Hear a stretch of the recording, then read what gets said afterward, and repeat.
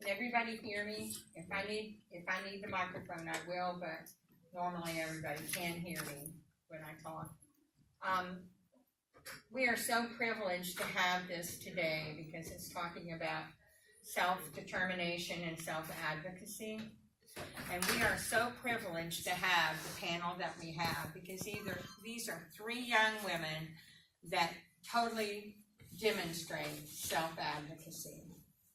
So I'm going to turn it, once I say a few things, I will turn it over to them because this is their workshop. And then Ryan, who is a waiver support coordinator, will be able to give his perspectives also.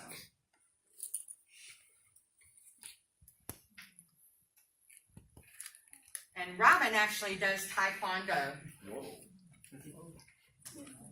And I wish I could do Taekwondo.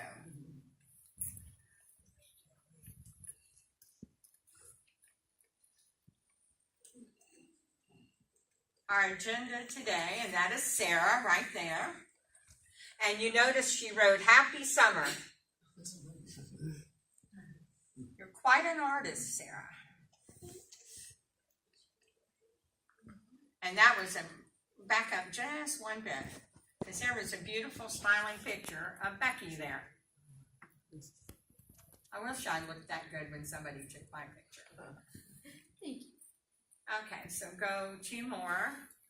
Our agenda today is to talk about, as I said, self-determination and advocacy. The insights and experiences of these three young women. They have written their own speeches, and I will tell you their names, but they will introduce themselves when they give their presentations. Rebecca Crosby, Sarah Kennelly, Robin Strosky, Ryan Chandler, and then we're going to leave some time for questions and answers at the end. Flexibility and self-determination. Services can change and evolve each and every day. One day can be different from another, and you can run into different issues that you may not have ran into before. And it's a dynamic process. You must advocate for yourself. Someone needs to know the program rules. They need to know who to contact. Because it's very difficult when something happens that had never happened before. And they don't even know who to call to help them travel through that road of difficulty. And some of the things that individuals face can be very difficult. Questions need to be asked, and people need to be persistent. If you didn't understand what they said the first time, that's because probably they explained it wrong in a manner that you don't understand. So you need to keep asking until you actually understand what they're saying. But when an individual can advocate for themselves, they can make whatever is happening work for them. Our self-advocates today are going to explain.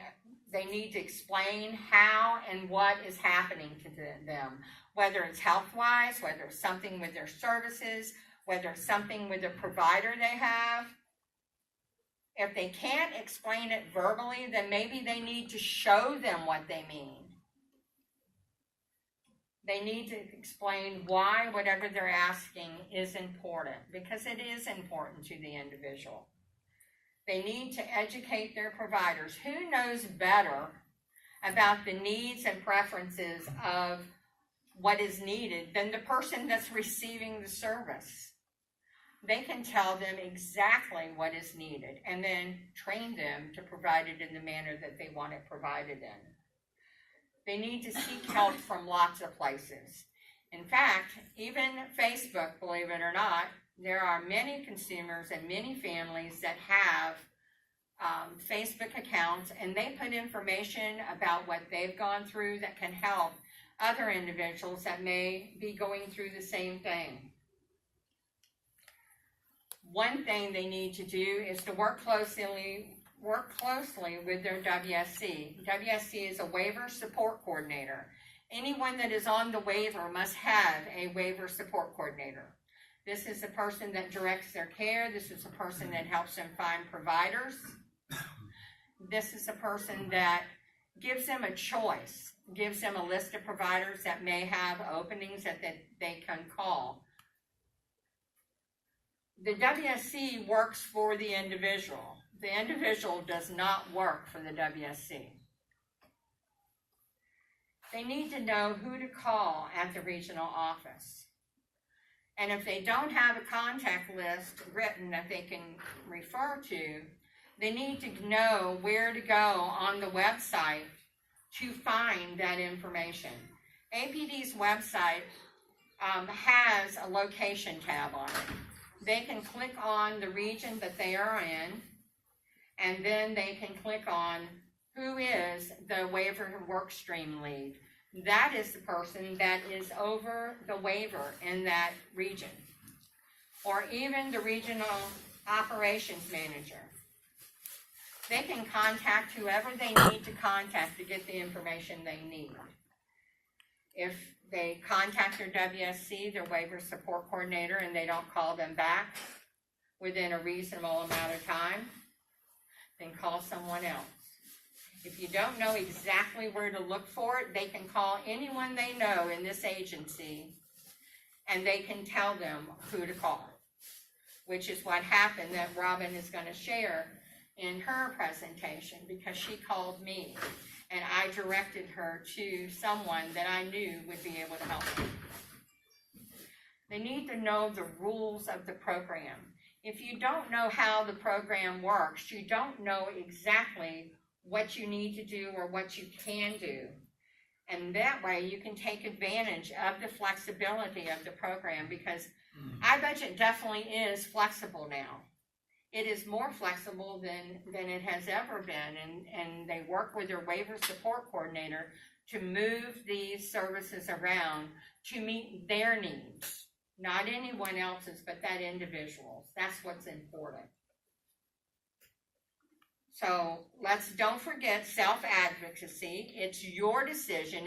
It's that individual's how to find and keep providers, how a WSC waiver support coordinator should help you, and know the rules of the program.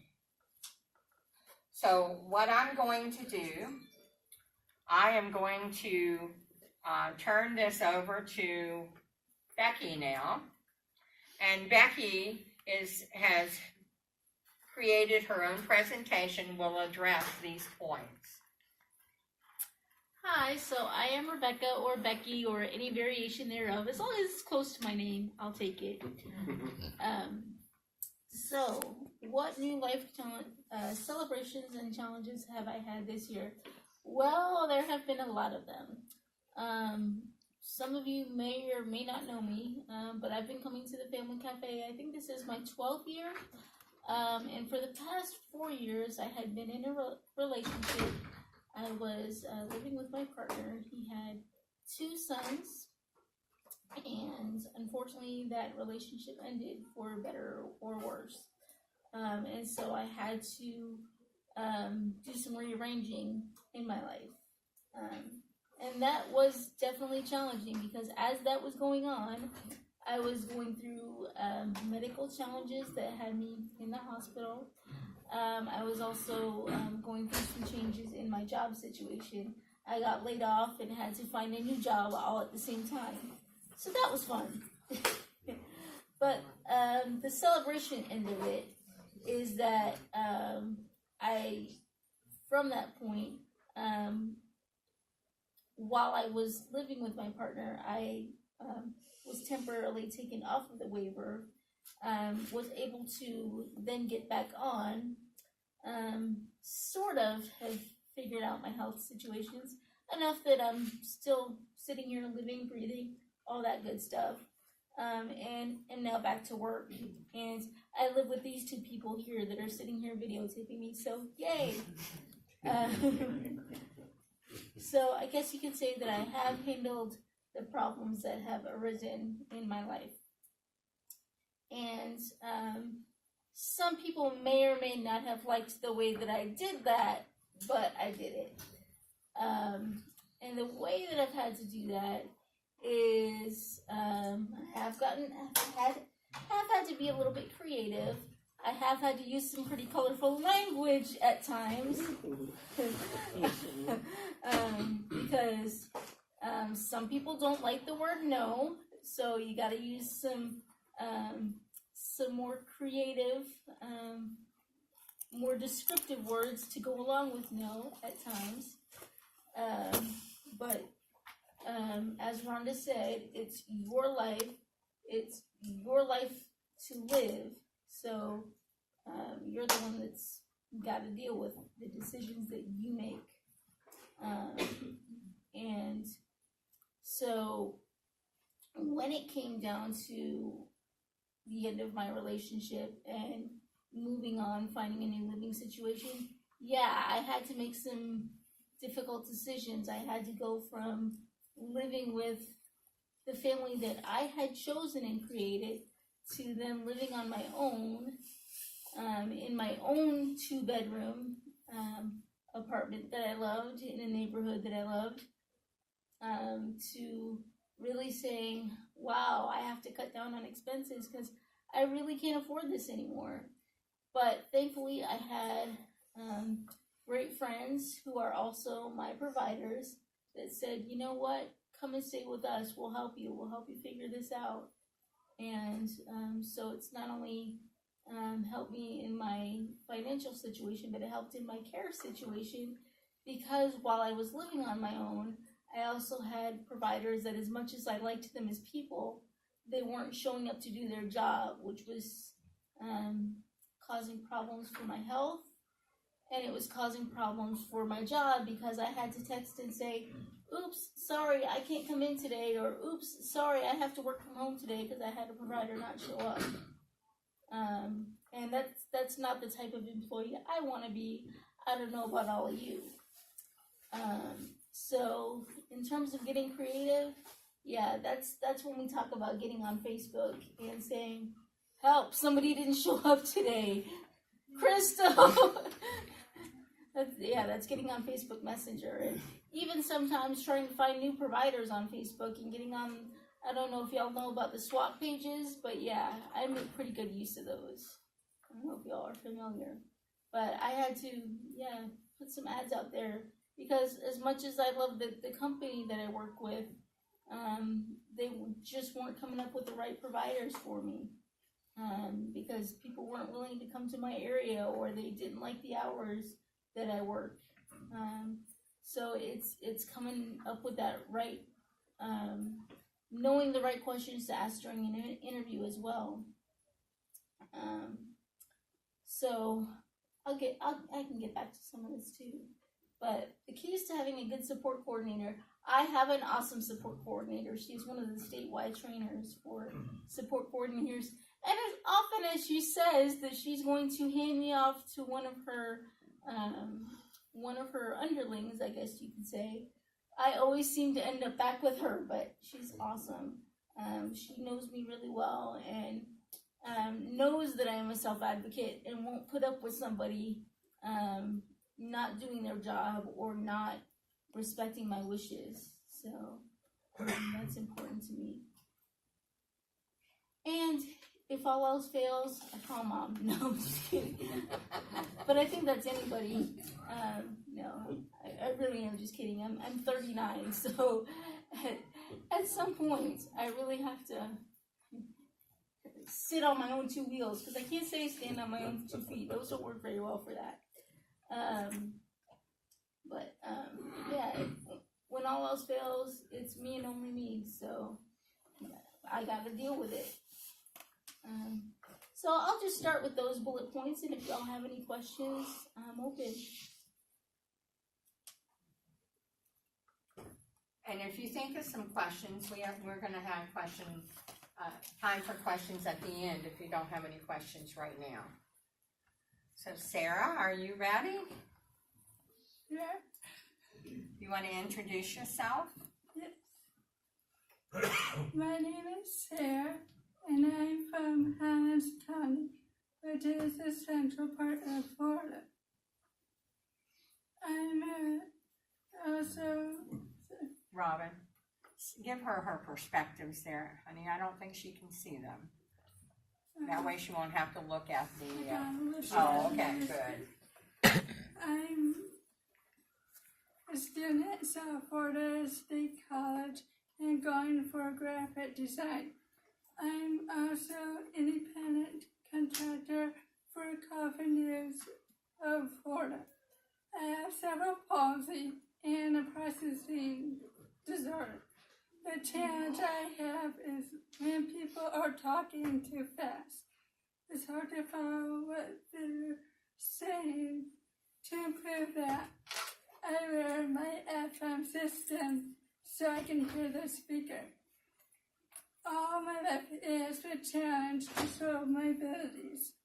People will misjudge me by my disability and not see the whole picture. Then I have to educate others, focus on abilities, not the disabilities. Now here are my life celebrations and challenges. I'm a sophomore as of last year at self-advocacy and on the president's list. It took me 6 years to get to my sophomore year. I'm in the art club and I designed the logo for a class t-shirt, which I'm wearing today.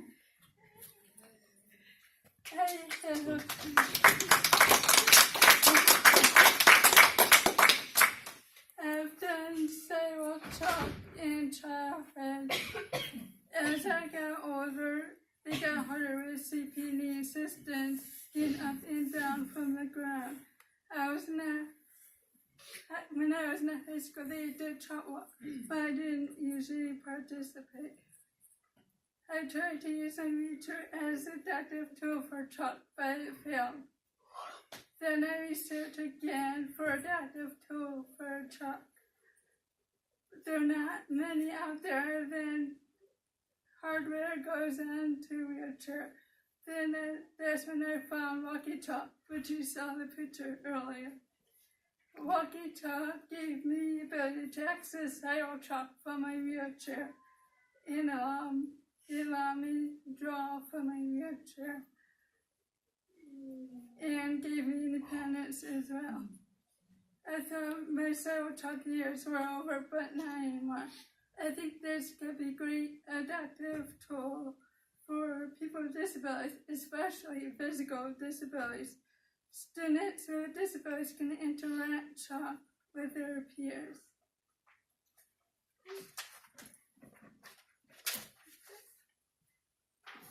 The Walkie Talk asked me to be their special needs ambassador in summer 2016. I advocate for people with disabilities by sharing my story on their Facebook page. And I went around the world. People thought it was a great idea and it brought attention to the disability community. I came in first place in local Action Club speech contest. Action Club is a service club for people with disabilities, and we advocate for needy in our community. The last challenge I had this year, I had surgery on my adductor and heel quarterlies, lengthened by Dr. Davis Baines, who's an audience. I have to work on getting strength and physical therapy, and so far it's going good so far. And the leg is straight, so we hope it continues to be straight. For family, I have to stop explaining and educate disability because not all family members are living with me. For my friends, we learn from each other, provide knowledge, resources. We learn on social media. Having friends make us we're not alone, and we all go through similar experiences or similar disabilities. Some of my friends are not disabled, so sometimes I have to educate questions so they can learn about my disability. For providers, I verbally give them instructions how to handle my care and medical equipment. What qualities do I look for providers? Someone who's considered honest and will let me make my own decisions where I want to go, not always on their phone while they're working with me. And they must be background checked for my safety. They must be on time as well. Being self-advocate is important to be able to speak up for what you need, not only just for waiver services, for work and for the community as well. Self-advocate also helps people with disabilities. The creative ways I've learned is to ask my friends who have similar experiences with disabilities and what they went through for advice. Once I followed their advice and still having trouble with disease, I contacted Denise Arnold, who is the director of APD. Having a good supporting team and being persistent leads to a good game plan. Having support and advocate alongside you while being self-advocate helps also. Like my grandma helps with my phone calls because of processing disorder, but I can do my own emails. Being consistent, determined, and not giving up will keep you in the game to overcome the challenges. Getting involved with organizations, meeting people with similar experiences, and getting to know each other helps us to become better advocates. I will empower other people with disabilities to do the same. We need to stay visible so the community will understand us. We all have something to contribute to our society, even if it takes us longer to reach that goal. Or the screen says, "You are a winner." Thank you. Thank you. Thank you, Sarah.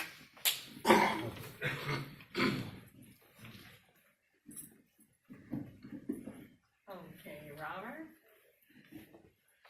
I'm not going to actually use the microphone because I don't think I need one either. This year has probably been one of the most challenging.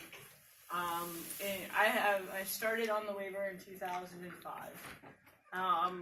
For the majority of the time that I've been on the waiver, the personal support workers that work with me have stayed an average of between 3, 5, and sometimes even 7 years.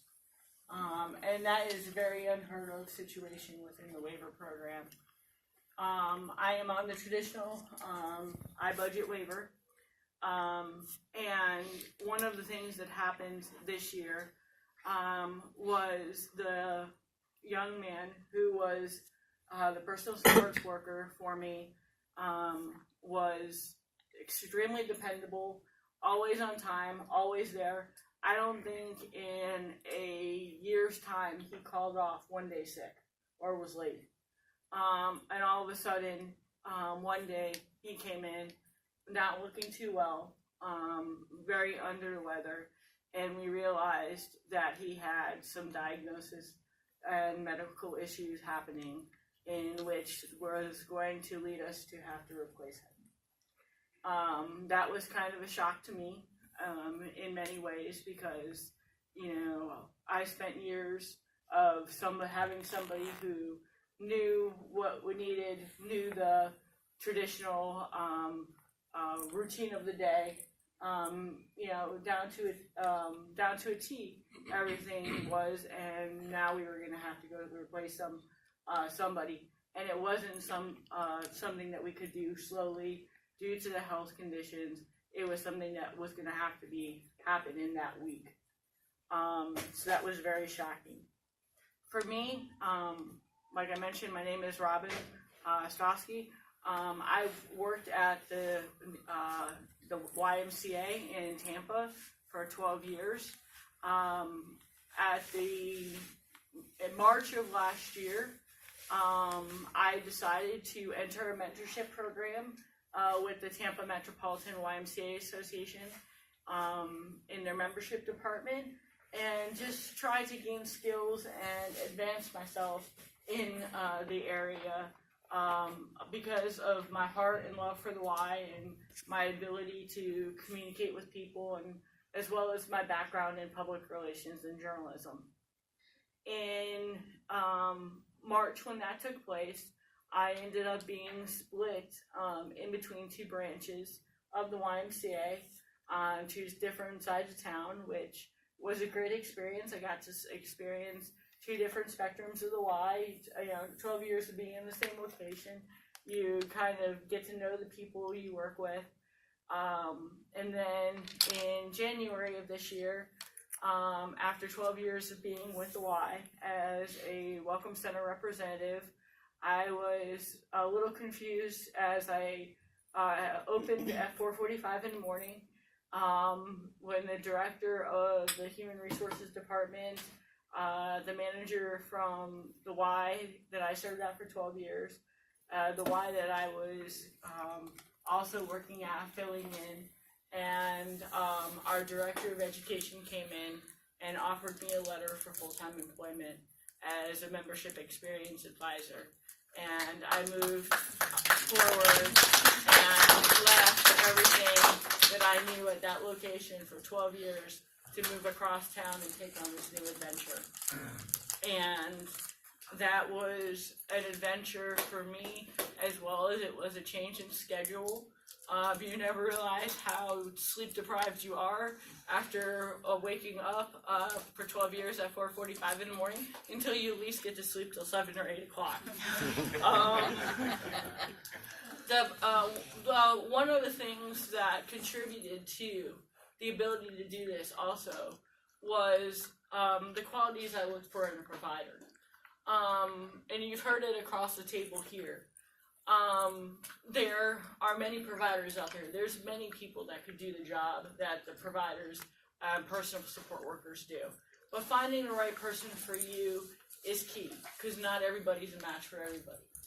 The one thing that I learned most of all through the replacing of the provider who got ill was, for me, having a job, working full time, contributing to society and doing the demands that were expected of me, or I would not have been given the greater opportunity for the new position, was the dependability of the provider. Yes. The dependability to be there on time, to get me to work on time, to pick me up from work on time. You see you looking at me like that. Was key. But also, secondary, was a lot of the people who do the line of work and work with the APD as providers, English is their second language. Honestly, I'd rather deal with English as a second language and help them with their English language skills and their notes than jeopardize the dependability of getting to where I need to be on time and what I needed to do.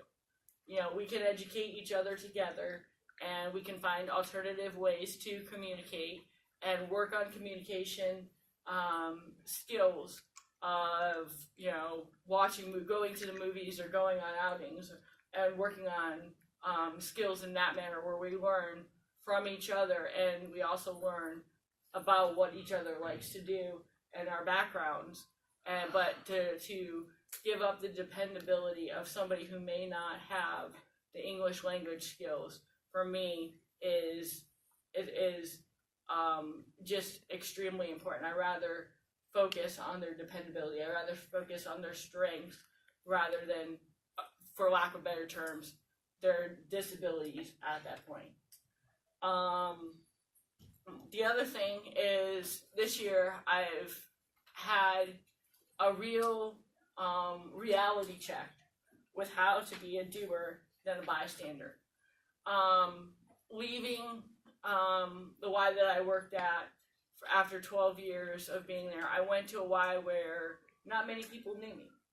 Not many people, they knew I had the knowledge, They knew I had the ability to do the job, or they would not have hired me. They knew I had the ability to get the job done. But the education that came physically of my physical limitations of just speaking to the HR department that I can't do 40 hours, I have to do 30 hours, or this recent incident that came up is we realized when I was up for review for certain services that I was $82 over the income limit. And so I didn't know what to do at that point. This is something that when I was a college student in 2005, just coming on the med waiver, this is something that I didn't think ahead of time that would happen. This is something that I wasn't educated about because it wasn't something that I was facing at that time. But I had to learn that day that when I got word of the issue at hand that I was no longer eligible for Medicaid unless I did something, and my support coordinator had never faced the situation, that it was time for me to take action. And I called Rhonda and some other people that I knew, and I literally got quite an education that day, made a number of phone calls, and by the end of the day, literally at 5 o'clock, I can say I sat there and we had a game plan. We had a game plan of what I needed to do, where I needed to go, who did what I needed done, and it would just be a matter of a couple of weeks and things would be restored. And that all comes to making the move and exploring your options. You know, when I made the move to work full time, when I made the move to, get back involved in Taekwondo and, work out and go out with friends, and it's all part of making the move and exploring your opportunities. One of the key things for providers with me, communication, and let me say it again, communication. Everything rises and falls on communication. They work for you. They work for you. Educate them like you want them to be educated. Let them know, just because you may have a certain diagnosis or pre-existing condition that of a former client they may have worked with, everybody's different. Don't be afraid to sit down and share pictures, videos, take them on outings with you. Let them experience some of the things that you experience and that you enjoy. Because a lot of it just needs to be explained to them, and they can be the best workers, but it's not like the provider can jump inside your body, even though at times you wish they could. But we've gone literally with the providers that I've worked with, we've talked, we've used Google Translator, we've even drawn pictures. But I mean, that is just what it comes down to. But I want to encourage you, don't give up. If you think there's a provider out there that is dependable, I mean, sometimes, in everything we do in life, we have to prioritize. If a provider you think is going to work and they're dependable and they have 99% of the qualities, even 90% of the qualities of what you're looking for, and there's a couple barriers that you need to see that are overcome, work on that percentage of what needs to be overcome. because it's not worth losing a good provider just because of small minor details. Those things can be worked out. The problems, the larger problems, are the ones that need to be dealt with. And we're a statewide, I can honestly say, we're working on training providers much better. We're working on training support coordinators. We don't know everything. That's why we have a network. That's why there's Facebook, social media. That's why each of us up here have walked a different journey. Because true. Because we can glean on what each person has learned going through that journey. What I went through with the Medicaid limitations and having to make those phone calls could very well help another consumer or a support coordinator, because that's some training that needs to be done. That's some training that needs to be done. Don't be afraid to reach out. Don't be afraid to ask questions. And most of all, don't be afraid to say, I don't know, but I'll get back to you and I will find out. Sorry, Robin, I just have to make it. It's too much fun not to. Ryan, you need the microphone? I don't think so. I'm going to try without. All right. My name is Ryan Chandler. I'm a support coordinator, and I've been doing support coordination since 2000.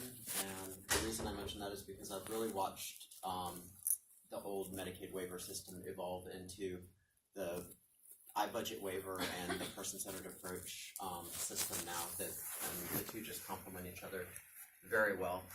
iBudget allows for families of services where individuals, they have a budget and they're able to move that money to where they need it at the time. And it can be moved freely when needs and goals change. So my first question, how do I listen to people and learn their needs? Using the person-centered approach, it really puts the individual receiving the services in charge of when, where, how, and by whom the services are provided.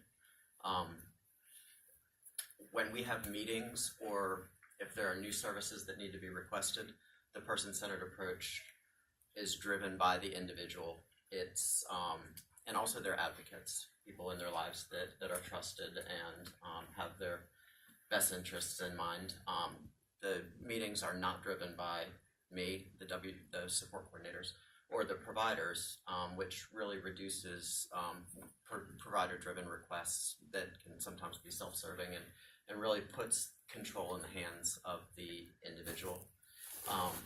And one thing that's nice about the iBudget waiver program is it's entirely choice-based. So if the individual is not satisfied with providers or even the support coordinator, they can change it anytime. And it's an entirely voluntary program too. So I've had people that have chosen not to be a part of it because it didn't work for them. But between the choice and being able to choose your providers and services and being able to work within the budget, it really works wonders and for a lot of individuals. My role as a support coordinator, I'm considered an advocate, a trusted advocate, a confidant, and must be available at all times. I also need to have knowledge and be a source of information for the individuals that I work with. The systems that we work with in the networks are very complex, and there are certain agencies that you really just have to know how they work together, be it Medicaid, Medicare, private insurances, Social Security, Department of Children and Families, VR, all these different organizations, and guardianship and income limits and things like that. I mean, you just have to know where to go to get answers or to get certain issues resolved. There are also, within the iBudget waiver, there are certain age points. People age out of Medicaid and can move those services over to the waiver. At a certain age, people move out of the school system, and that's where we either move into supported employment, day programs, companion services, things like that. So the support coordinator has to be knowledgeable of how all those things work together and be able to work the system for their individuals. Let's see, and then into working the system for your individuals. The iBudget waiver, again, there are families of services. So an example of how to work the system would be if someone is looking for a meaningful day activity, something to do during the day. They can move freely within 3 or 4 services within that group, that family, whether it's supported employment, a day program, or companion services if they just want to access the community and learn about different activities and things like that. So the waiver, the iBudget really brings all that together. And again, as a support coordinator, I have to be knowledgeable about how those various services work together, state agencies and organizations work together to the benefit of our individuals. And then getting the self-advocate involved in decision making. Asking open-ended questions is one of the best ways to do that. Not yes and no. You ask a question that the person is required to answer, from their heart, so that we know what their desires, what their needs truly are. I always try to look for dissatisfaction, like just signs of dissatisfaction with the service provider. Sometimes people don't want to hurt someone's feelings or aren't forthcoming in the ways that, explaining that they may be unhappy with a certain situation. So I always try to look for that. Education is a big part of getting a self-advocate involved. We try to educate, and like I was mentioning, there are all the different agencies that work together. But our job is to make sure that the individuals aren't dependent on us for everything. They can make their own phone calls. They can advocate for themselves. They can resolve their own problems, which brings a lot of self-satisfaction to the situation. And also, self-advocates, if someone has a really big goal that, they really want to accomplish something, we try to work with them, maybe baby steps to begin with, working up towards that goal, and eventually those large goals that may seem unreachable can be realized. And if all else fails, like I said, the program's choice-based, and if you're not happy with your providers, if you're a support coordinator and you do not click or mesh, you can always change providers and find someone that is able to help you realize your goals. Thank you. Thank you, Ryan.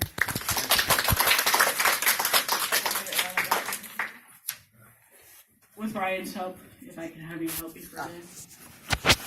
How many of you are clients of APD? You can raise your hands. Okay.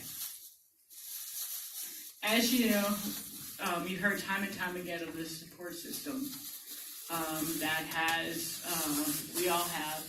And for those who don't have a very strong support system, I encourage you to reach out and seek that support. Over the years, Becky, Sarah, Brian, and myself, and the Suncoast region has had an awesome support system in Rhonda Sloan. And at the end of this year, she will be retiring. So when we thought about, and we put our heads together on this, of how we could truly describe Rhonda in 2 things in the Suncoast region. It was the glue, the extreme glue for bigger, tougher projects that you can eventually wash your hands from. And for her many years of service, a box of staples. So Rhonda, from all of us, from each of us, we want to thank you for your service and your hard work in teaching us how to be advocates, because every advocate needs a mentor. Thank you. Thank you very much. That you just don't know what this means. So there's your glue and your stick. 5,000. Not paid for by state funds. No. Just 1 minute. Okay? All right. Okay, so don't forget, self-advocacy is your decision. How to find and keep providers, like I said before, who knows better, and like has been demonstrated on this panel, who knows better than what you need? I'm in awe of these young women. How that waiver support coordinator should help you. You have just heard a waiver support coordinator tell you what he does. And I can tell you, from working with Ryan, he's one of the best across the state. Know the rules of the program. You must know how the program works to be able to take control and make it work for you, because that's what it's about. It's your life, just like Becky, Sarah, and Robin said. It's your life and nobody else's. But I want to tell all of you what a privilege it is to be the moderator for this workshop. When I was asked to do it because Denise could not be here, I almost cried because I said, oh, yay. But thank you very much, and it's been so nice working with y'all. Kim, you want to? Now, we're going to open this up for questions and discussions. So now, you raise your hand. I'm sorry about that. No, you're apologize fine. for that. My name is James Johannan, and I am one of the self-advocates myself, and my wife, Megan, also. Right. And one question for Robin. How many providers that you have before? That you let go or didn't let go? In the process of the time that I've been on the waiver since 2005, I've had providers come and go, and I've had providers fill in. I had one gentleman who came here a couple of years ago who was with me for 7 years. I've had others here with me for 5. I've had others be with me for 3. None of them left on any conditions because of anything that was going wrong. Actually, all of them ended up in the medical field, pursuing degrees in nursing or in other mental health related fields. And they used, when I still keep in contact with them today, and I believe Becky still keeps in contact with some of the providers she has today. But some of, fortunately, and a lot of the support workers, not everybody's made to be a long-term support worker. But in each of our cases, we can count that it was a stepping stone for a young man or a young woman to pursue what they wanted to do. And today they have a better understanding of they're doing what they wanted to do. They are doing what they got their degree in. And they also have a better knowledge and understanding of working with individuals with disabilities, whether they come across them in their medical practice, in their office that they work in the school that they work in, at the hospital they work in. They can treat individuals with disabilities and understand them and be a support for their family much better than they could without the experience that they've had being a support service worker. And actually, if I could just add to what Robin said, just because they might not work out for you at a particular time, because I can't count the number of providers I've had. I am 38 going on 39 now. I've had providers since the time I've been 18. I've had over 100. Just because they don't work out for a particular time it doesn't mean they might have left on bad terms. It doesn't mean they might not leave and come back. Sometimes it's scheduling Exactly. conflicts. Sometimes it's because people move. Sometimes it's because, they might have children. And, they might go on maternity leave, come back. Whatever the case may be, sometimes it's just not a good fit for the time. But it doesn't mean that somebody might not come back into your life. Even so, I've had people come back years later, and it's absolutely fine. And I also have to say, sometimes, throughout the years, we've all grown up. Sometimes the providers need some time growing up. So, and sometimes, the song for every time there's a season for every time. Sometimes it's just the season and time for a provider to depart from a consumer and come back, and it just right. It's the right fit at that time. Because I'm asking you that question because our business is helping you, Robin, and those two ladies and all those people there to make people more independent. Yeah. Because I'm saying that because I'm sorry for saying this, but I'm not a big fan of APD. I know all the people do, and sometimes don't because the manpower and stuff. Because people like coordinators, shop coaches, to be honest, right now, I'm so sorry this, but those people have no commitment. But these people right here, Ryan, are these your people, by the way? No, I'm in Jacksonville. Okay. Don't let them go. If this one is their people, don't let them go. Really. So my job is to help you and coordinators and shop coaches, making sure they are independent and they need commitment. That's what they need. Thank you. Thank you. Any more questions? Okay, well, we have some resources for you that you can go out on APD's website, and you can get information about iBudget. The resource directory, if you've never gone out there, go out there because you can look for providers or for particular services. And just as they were talking about in Facebook, there's many websites that these young ladies have gone out and many other individuals that's receiving services that can find providers. Of course, on iBudget, they must be a Medicaid waiver provider. But I have to put a plug in for CDC. I am the director of CDC, and that is Consumer Directed Care Plus program. And they do not have to be Medicaid waiver providers to provide that service.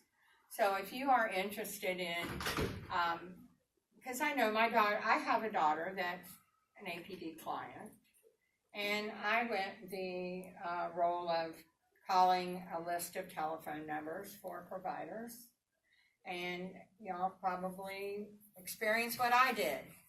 Half of them didn't call you back. Half of them, the number had been disconnected. But if you network with other individuals and go from their experiences with providers, then you could probably find a very good provider. And like they said, just because one person doesn't work out doesn't mean there's not someone else that you can try. But use the resource directory because it is very, very helpful. The Family Care Council. Who in here knows what the Family Care Council is? If you have never been to a Family Care Council meeting in your region or in your field office area, go online and find out where and who to contact. Because I can tell you that's where I learned about the program when we're originally from Florida, but we moved out of state. And when I moved back to Florida, our daughter was in high school and I didn't do anything right away. But there were no services then. People were on the waiting list for a much longer time than now. But I learned about the program from Family Care Council and networking and listening to individuals that knew. Many of the family care councils too have meetings that you can call in on. So go out there and look to see who that chair is in your. Well, no, I'm the chair of Family Care Council, Suncoast West, which is Pasco and Pinellas County. And yes, we meet and we have our meetings Skyped, and we even have a virtual meeting location, and we do lots of events to educate and advocate. And we took a bus up to Tallahassee, and we were very active in that. And every meeting has started out with an educational component, and then we go into our meeting stuff. And I believe the other side does too, because Suncoast has an east and west. And I used to be the chair of the other side for many years. And we did the same thing. And plus then I would go down to Sarasota and Bradenton because those individuals could not drive up to Tampa. So I would alternate where the meetings were. So if you do get a chance, make the effort to learn about the Family Care Council, because I believe it would be very helpful to individuals and their families. So you're part of Hillsborough County? Right now, I'm actually in Tallahassee. I was over the waiver in Suncoast region until the end of 2015, and then I'm now the director of the CDC Plus program for the state, and I'm in Tallahassee now. The Florida Self-Advocacy Network. Go out there and look at it, because it gives you a lot of information. And if you are interested in employment and things like that, there are other conferences that are going to be going on with APSI and stuff like that. And you can get some of this information off of these resources that you can access on the APD website. And subscribe to the APD News. If you have never read The Champion, it is so full of information. It can be sent to you by email. So make sure that you go on there and subscribe to that, because it is a wonderful newsletter, and it gives you a lot of information that you may not have access otherwise. I want to thank all of y'all for coming today. And I so want to thank y'all for being here, because since I moderated this workshop year before last, and it gets better every single year. And these young women write their own speeches. They don't have anybody that writes it for them and tells them what to say. These are true self-advocates. And I keep telling them they need to teach other people. They need to do a training on how to be a self-advocate. Because sometimes taking that first step is the most difficult. And they have grown over the years. So thank you very much for being here.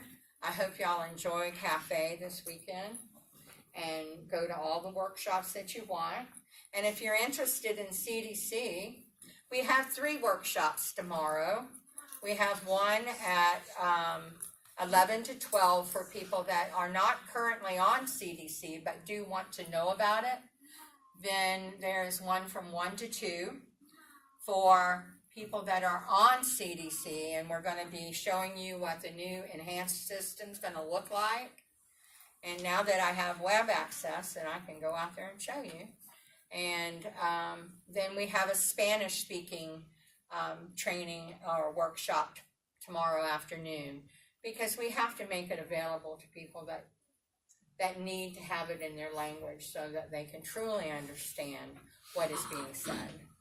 Yes, ma'am. I'm sorry, I'm new to all of this. What's CDC? Consumer Directed Care Plus is an alternative way to purchase services. The individual's eligibility for being on CDC is they must first be on the waiver. They have to have the funding to pull over, because CDC has no funding. So the funding comes over at a discounted rate of 92% in CDC. They can hire whoever they want as long as they meet the eligibility and they pass an FBI level 2 background screening. Then the individuals are enrolled in CDC and they provide the services to individuals that's on that program when they want the services provided, not when someone says, oh no, I don't go to work at 6 a.m. in the morning. So it's just an alternative way to purchase services. We are our own fiscal employer agent. We process our own payroll. We do have a fiscal intermediary that writes the checks out, that pays the taxes, that sends out the W-2s, the 1099s, and maintains the bank account. While in iBudget, all the money stays in iBudget and it's used as it is needed through the year, CDC divides it up into 12 equal monthly budgets. And they write a spending plan that tells us how they're going to spend it. So come tomorrow at 1 to 2. We're in Celebration 5. And then we can give the website where y'all can get, you can get more information. Okay? Thank you very much for coming. Thank you. Y'all were really